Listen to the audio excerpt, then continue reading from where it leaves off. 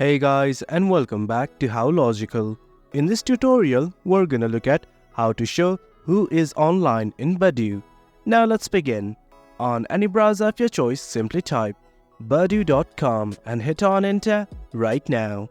Do note that I have already logged into my account. In case you have not, do log in right now.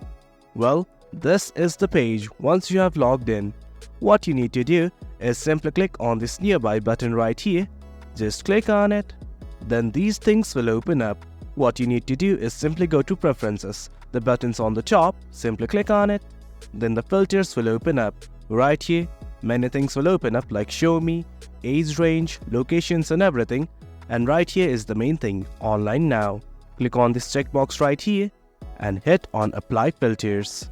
Now only the people who are online will be viewed to you. Well guys, that's it. That's how you view who is online on Badoo. It's as easy as that. Hope you guys found this video informative, and for more content like this, do remember to hit like, share and subscribe. The support fuels us. Thank you.